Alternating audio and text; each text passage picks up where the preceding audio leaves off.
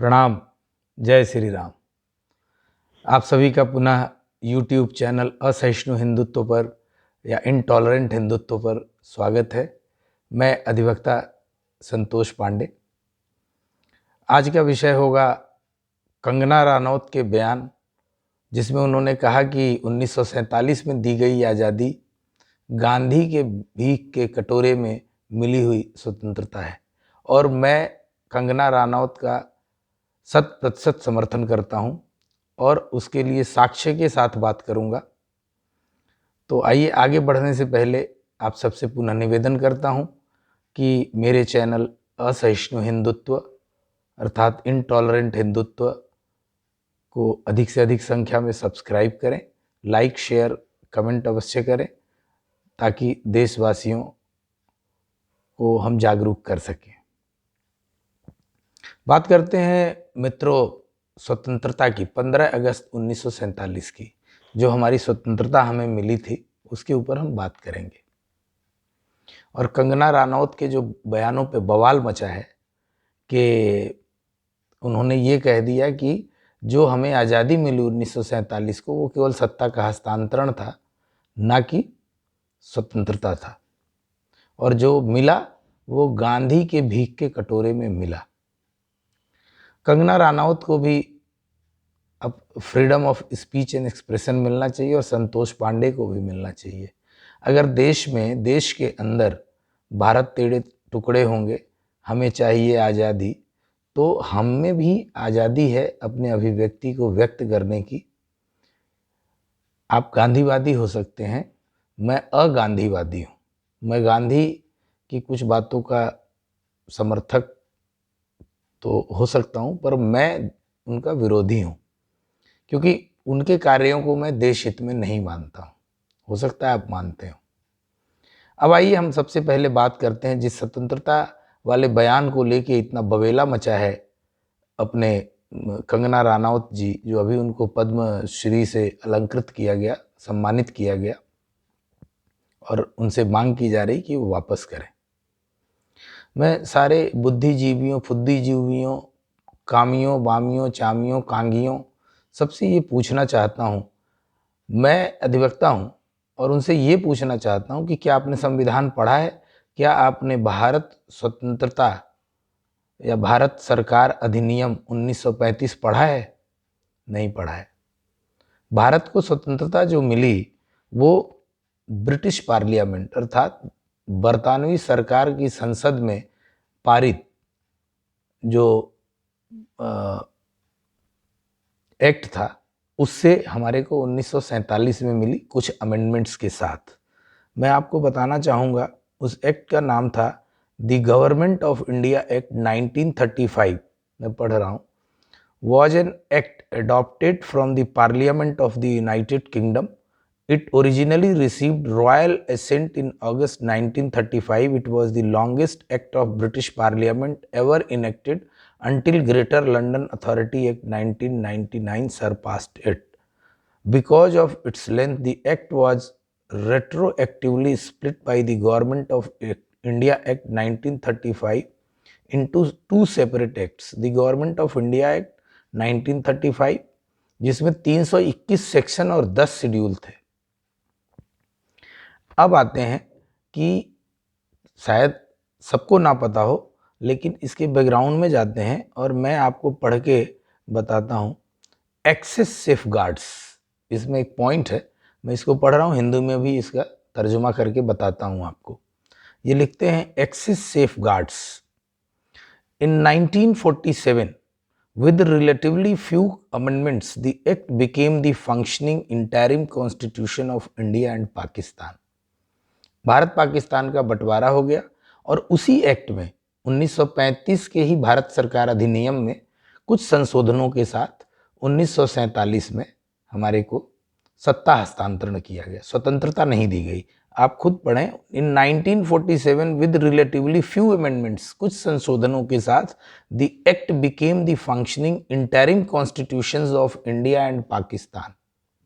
मतलब 1935 में जो अधिनियम बना, जो एक्ट बना, वो इंटरिम कॉन्स्टिट्यूशन इंडिया और पाकिस्तान के लिए उसी से निकल के आता है।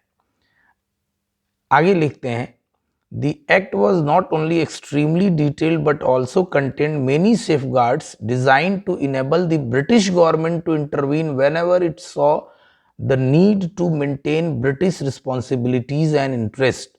To achieve this in the face of gradually increasing Indianization of the institution of the government of India, the act concentrated the decision for the use and the actual administration of the safeguards in the hands of British appointed viceroy and provincial governors who were subject to the control of the Secretary of State for India।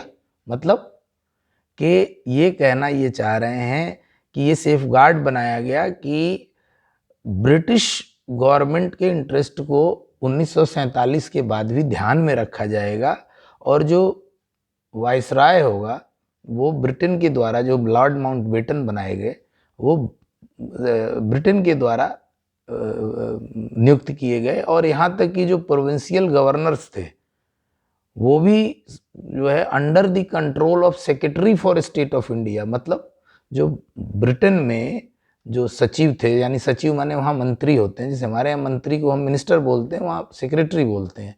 तो जो secretary for state of India मतलब एक उनका एक प्रदेश था, समझ लीजिए Bharat colony थी, तो अलग अलग प्रोविंसेस के जो गवर्नर राज्यपाल बनाए जाने थे वो भी उनके कंट्रोल में थे। 1947 की बात है। Given the enormous power and responsibilities which the governor general must exercise his discretion or according to his individual judgment, it is obvious that he, the viceroy, is expected to be a kind of superman।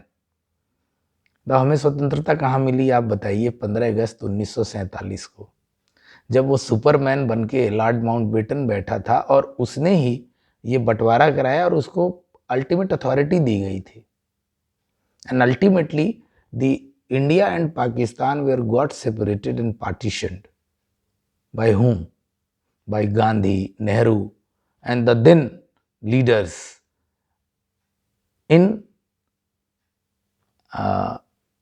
consent of British government, the British Parliament, or not even British Parliament. It was the Viceroy who was the ultimate authority.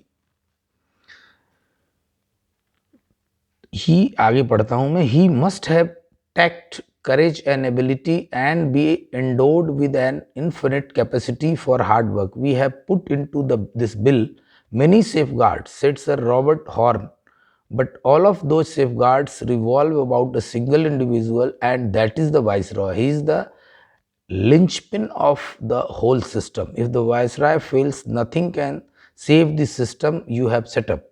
This speech reflected the point of view of the die-hard Tories who were horrified by the prospect that someday there might be a Viceroy appointed by a Labour government। ये वहाँ की अपनी राजनीतिक व्यवस्था थी, स्थितियाँ थी। अब बताइए इसमें कंगना रनौत ने गलत क्या बोला? क्या आपको 1947 में स्वतंत्रता मिली थी? नहीं मिली थी। मैं तो उसने तो इतना कहा कि भीख के कटोरे में, गांधी के भीख के कटोरे में स्वतंत्रता मिली थी। मैं तो इस अधिनियम को पढ़ रहा हूँ, इसमें कहीं भी ये नहीं है भारत सरकार, इसमें तो वायसराय हैं। उसने गलत क्या कहा कंगना रनौत ने? इस देश के लोगों को जिस तरीके से गांधी, नेहरू और उनके पंच दलालों ने बेवकूफ़ बनाया और लॉर्ड माउंटबेटन के साथ जिस प्रकार नेहरू ने अपनी सेटिंग की अपने को प्रधानमंत्री बनवाने के लिए, इतनी हड़बड़ी थी नेहरू को कि जल्दी से जल्दी देश का विभाजन हो जाए, जिसका परिणाम आज का भारत है, विभाजित भारत। जिसमें ये जो एक्ट बना था ना 1935 में ही, 1947 में ही ये बर्मा एक्ट भी, state of Burma was the part of the India, और इन्होंने उसे अलग किया। क्यों अलग किया? क्योंकि इनके अपने इंटरेस्ट थे ना, हर जगह से खनिज पदार्थ, तो कहीं से कपास, तो कहीं से कपड़े, रॉ मटेरियल। तो भारत, पाकिस्तान, बांग्लादेश तो पाकिस्तान का ही पार्ट था, बर्मा वो भी हिंदुस्तान का पार्ट था, सिलोन मीन्स श्रीलंका भी हिंदुस्तान का पार्ट था। तो इन्होंने सबको इस तरीके से एक डोमिनियन स्टेट की संज्ञा दी, उपाधि दी, और कोई स्वतंत्रता नहीं दी। ये आप कह सकते हैं कि सत्ता का हस्तांतरण हुआ। और अगर कोई इन चीज़ों को पढ़ना नहीं चाहता है, मैं जो ये देखिए, ये कंप्यूटर में मैं ये सारी चीज़ें पढ़ रहा हूँ, ये कहीं से मैं अपने अनर्गल अपने पास से छाप के नहीं पढ़ रहा हूँ, ये कंप्यूटर में आर्काइव में है ये सारी चीज़ें, and part of the record है हिंदुस्तान के नेशनल आर्काइव में, राष्ट्रीय संग्रहालय में, अभिलेखागार में ये सारी चीज़ें उपलब्ध हैं। अब मैं पुनः आता हूँ दूसरे विषय पे, that is also very interesting. आप मतलब इतनी दिलचस्पी भरा है। अगर मैं उसकी बात कर रहा हूँ कि स्वतंत्रता हमें 1947 में नहीं मिली थी, मैं इस पे बात कहना चाह रहा हूँ। जो स्वतंत्रता हम पढ़ते हैं 15 अगस्त 1947 को हमें प्राप्त हो गई थी, वो हमें नहीं मिली थी। अगर मिली थी तो मैं एक और कागज़ पढ़ रहा हूँ, और वो भी बिल्कुल अपने जो राष्ट्रीय अभिलेखागार है, जिसे नेशनल आर्काइव कहते हैं, इट इज़ लाइंग देयर। चलिए मैं पढ़ता हूँ। मेरे लैपटॉप से मैं पढ़ रहा हूँ, थोड़ा मेरा आई कांटेक्ट आपसे नहीं होगा, इधर रख के पढ़ना पड़ रहा है। इसमें लिखा है, Mountbatten's conditional acceptance of accession.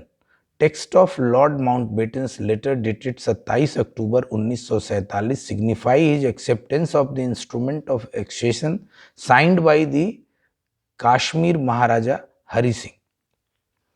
तो साहब होता क्या था उस समय, जितने भी ये प्रिंसली स्टेट मतलब राजघराने थे, रजवाड़े थे, 500-600 जो छोटी बड़ी रियासतें थी, सरदार वल्लभ भाई के कठिन प्रयासों से सबका भारत में विलय होने लगा, और उसके लिए एक फॉर्मेट तैयार किया गया जिसको लेटर ऑफ एक्सेशन मतलब विलय पत्र नाम दिया गया। और उस पर दस्तखत होने के बाद उसमें कई सारी शर्तें होती थी कि राजाओं को ये सुविधा मिलती रहेगी, वो मिलता रहेगा, फलाना होगा, ढिकना होगा, ये होगा, वो होगा, उनको प्रिवी पर्स मिलेगा, इनको ये सुविधाएं मिलती रहेंगी। तो ये तमाम तरह की चीज़ें, एक फॉर्मेट होता था, उस पर दस्तखत करते थे, उस राज्य का विलय हो जाता था। कहीं जोर जबरदस्ती हुआ, जूनागढ़ और निज़ाम हैदराबाद वाला तो सबको किस्सा पता है, लेकिन वो मोटा मोटी ही आपको पता है, कहीं ऐसे नहीं पता है कि क्या हुआ। मैं इस पत्र को पढ़ता हूँ क्योंकि राजा हरि सिंह ने अपने विलय की बात की थी, उन्होंने कोई शर्त नहीं लगाया था, उन्होंने सीधा सीधा अपने उसमें लिखा था, हमें कोई प्लेबिसाइट जनमत संग्रह वगैरह की कोई बात नहीं थी। वो सिंपली कह रहे थे कि भाई हमारे ऊपर कबाइलियों ने हमला कर दिया है और हमारी फोर्स कमज़ोर पड़ रही है, भारत सरकार से मैं अपील करता हूँ कि वो हमें बचाएं, अपनी सेना भेजें, और मैं विलय करता हूँ अपने राज्य जम्मू और कश्मीर का, मैं यहाँ का मालिक हूँ। तो हमारे लॉर्ड माउंटबेटन साहब क्या कर, माउंटबेटन के नाम में भी जो उसका डिजिग्नेशन था, it was not mount, this is the viceroy of only India, this is Mountbatten of Burma, जो नीचे लिखा हुआ है। मैं पूरा ही पत्र आपको पढ़ के सुनाना चाहूँगा।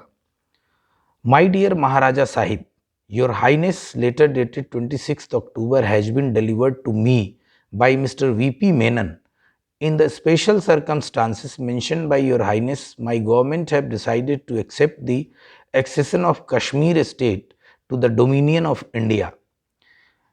आप पढ़िए, देखिए क्या लिखा हुआ, by your highness my government have decided to accept. My government means who? This is British government. British government ने डिसाइड किया कि आपके लेटर ऑफ एक्सेशन को एक्सेप्ट किया जाए। Your Highness, my government have decided to accept the accession of Kashmir state to the dominion of India. Still it was dominion of India. मतलब it was under the British government. और चिट्ठी कब लिखी जा रही है? ये 27 अक्टूबर 1947 को। स्वतंत्रता किस दिन मिली थी आपको? जो स्वतंत्रता तथाकथित है, स्वतंत्रता नहीं थी वो, सत्ता का एक हस्तांतरण हुआ था आंशिक। 15 अगस्त 1947 को एक आंशिक सत्ता हस्तांतरण हुआ था, नेहरू के लालच की वजह से और गांधी के धृतराष्ट्र बन जाने की वजह से। तो यहीं पे कंगना रानौत ने कहा है कि गांधी के भीख के कटोरे में ये आज़ादी मिली। आगे बढ़ता हूं मैं। पहली बार आया माई गवर्नमेंट, और अब लिखते हैं, consistently with their policy that in the case of any state where the issue of accession has been subject of dispute, the question if accession should be decided in accordance with the wishes of the people of the state. Again, it is my government's wish, again ये मेरे सरकार की इच्छा है, that as soon as law and order have been restored in Kashmir and her soil cleared of the invader, the question of the state's accession should be settled by a reference to the people. Lord Mountbatten लिखता है कि हमारे government मतलब British government की इच्छा है कि जो जैसे ही वहाँ शांति होगी वैसे ही एक जनमत संग्रह कराया जाएगा या at the wish of the people of the state. Meanwhile, in response to your highness appeal if for military aid, action has been taken today to send troops of the Indian army to Kashmir to help your own forces to defend your territory and to protect the lives, property and honor of your people. My government and I note with satisfaction that your highness has decided to invite Sheikh Abdullah to form an interim government to work with your prime minister. With kind regards, I remain yours sincerely, October 27, 1947, Mountbatten of Burma. अब आपको कहानी समझ में आ गई होगी। एक तो जो हमें तथाकथित जो स्वतंत्रता मिली वो भारत सरकार अधिनियम 1935 के तहत मिली, कुछ अमेंडमेंट्स के साथ, जिसमें ब्रिटिश गवर्नमेंट ने अपने लिए कुछ सेफगार्ड रखे अपने इंटरेस्ट को तय करने के लिए और डोमिनियन ऑफ इंडिया बनाया। और भारत को जवाहरलाल नेहरू जैसा प्रधानमंत्री मिला, लालची आदमी, और गांधी जैसा धृतराष्ट्र मिला जो सबका बापू बना बैठा है। मैं इसीलिए अगांधीवादी हूँ और मैं उन सभी संविधान विदों को आमंत्रित करता हूं कि आकर के इस पे सार्थक बहस करें। उन सभी टीवी चैनलों को, उन सभी पत्रकारों को, पत्रिकाओं को आमंत्रित करता हूं, सभी गुणी ज्ञानियों को आमंत्रित करता हूं कि अपने विचार रखें और मुझे ये संतुष्ट करें कि कंगना रनौत ने कहाँ क्या गलत बात कही है। 15 अगस्त को अगर स्वतंत्रता मिल गई थी तो अभी भी ब्रिटिश गवर्नमेंट क्या कर रही थी एक्सेशन करने के लिए।